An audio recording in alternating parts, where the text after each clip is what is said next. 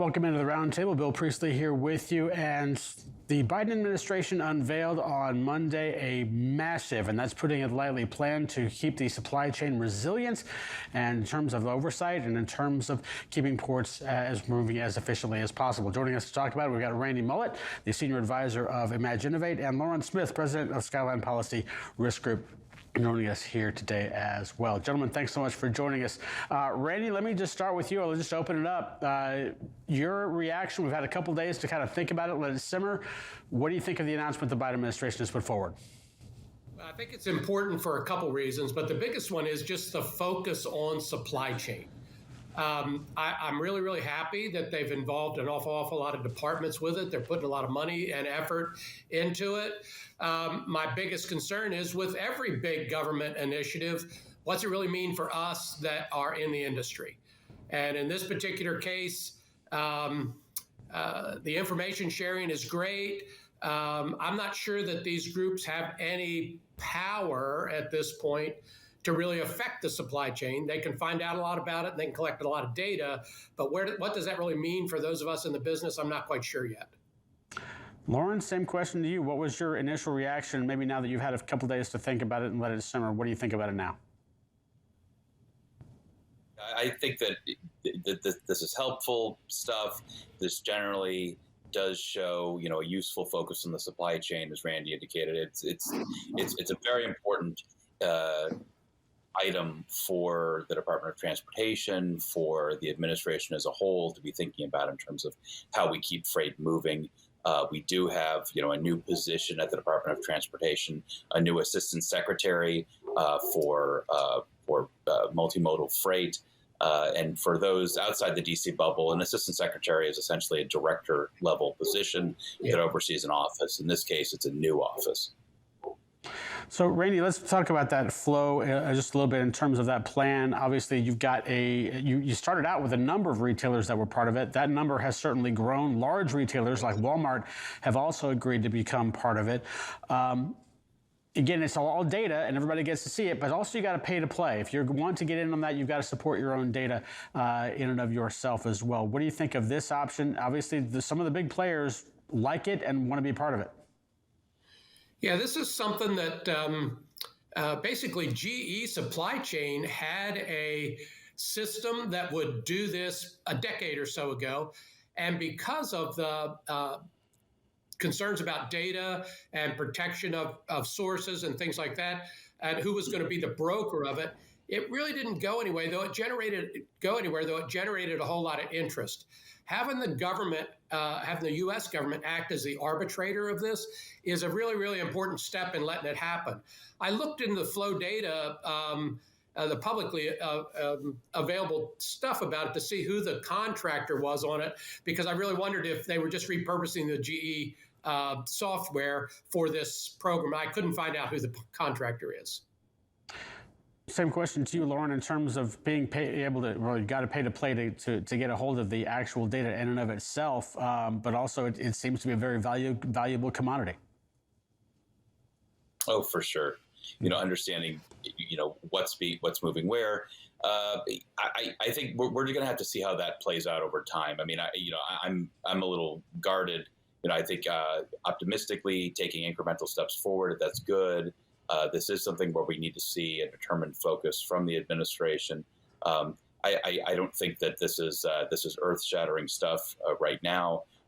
If you do set up a system, and if it works smoothly for the big players to get access to data, we may see it democratized a little bit more over time in terms of the pay-to-play structure.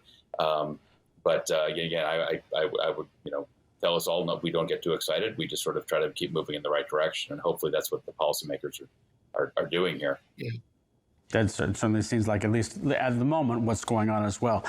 So, Randy, one of the interesting things about this, obviously, this is all geared around making the supply chain not only more resilient, but also making it more efficient there as well. As you look at it, obviously, when you make something more efficient, you obviously encourage more economic activity. If you can get something faster, you're more likely necessarily to buy it as that. But given the amount of emphasis that has been put on this, and given what we've seen, what happened with the supply chain crisis, given a couple of years ago, is this more or less kind of a nuclear option to a problem that maybe doesn't need as much oversight? You basically have half the cabinet on some of these committees that's going to be part of it.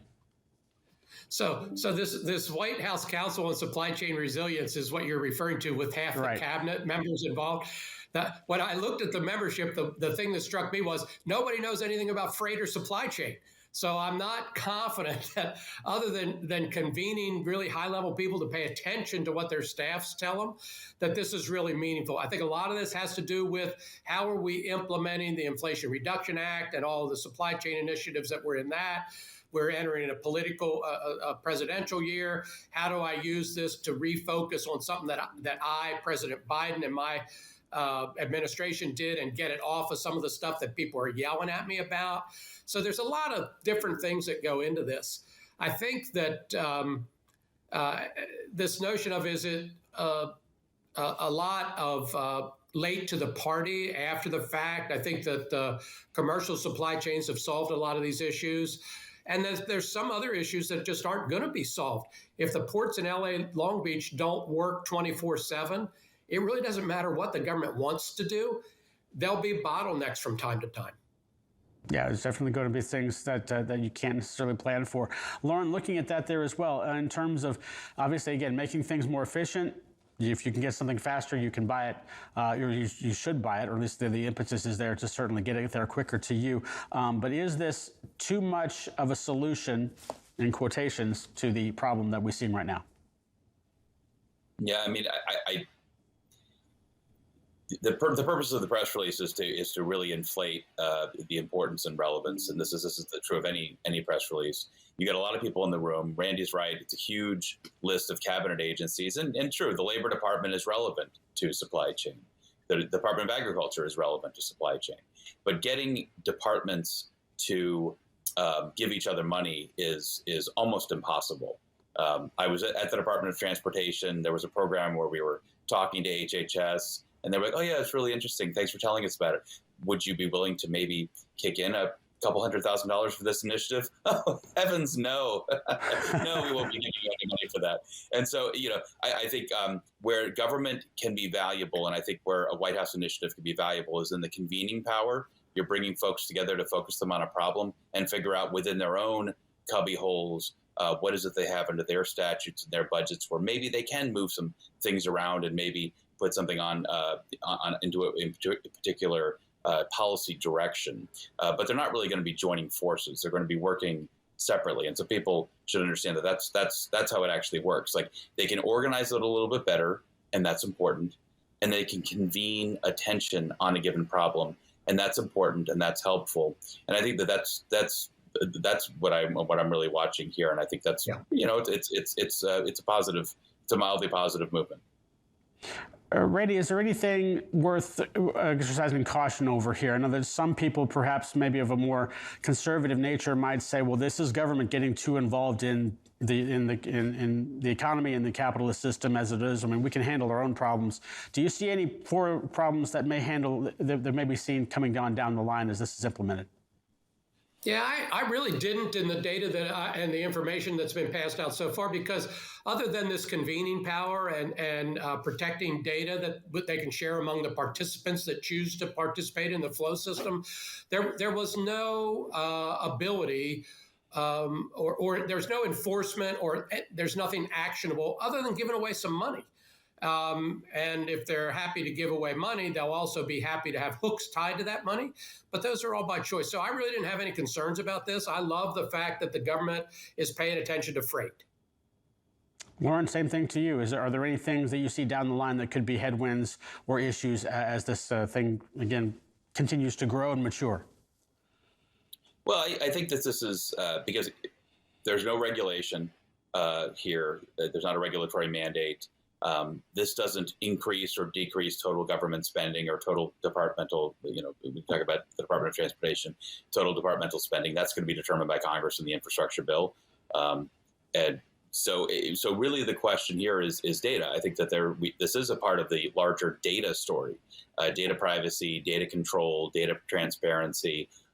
It's really a whole world that I think over the next decade we're going to be seeing mature in terms of corporate data flows, who has access to data. That's going to be really interesting. And this is a small part of that story, but I would put it in that context as far as if there's some significant implication here. Randy, real quick, how much of this do you think is hot air, and how much do you think this is a good idea? Well, I think that it's 100% a good idea, but I also think it's 90% hot air. So I don't know if that makes good sense or not, but just the focus on supply chain is great. But again, a lot to do about not much. Lauren, to you. I think hot air is useful as a focus on something, other than trying to charge in with a bunch of regulatory mandates in this area and saying everyone will conform to this data structure, which I think really need to be thought out a little bit more over the next few years. Mm-hmm. So I think in the meantime, just to do hot air and say, hey, we're all paying attention to this, we're focused on it, that's actually probably the right thing for them to be doing right. All right. Well, gentlemen, we'll have to leave it there, but it's going to be interesting to see how this plan unfolds and it works its hopeful magic in trying to make the supply chain more efficient and resilient. Thanks so much for joining us. Thanks, Bill. Thanks, Bill. All right. We will take a short break and wrap up this edition of FreightWaves Now after this.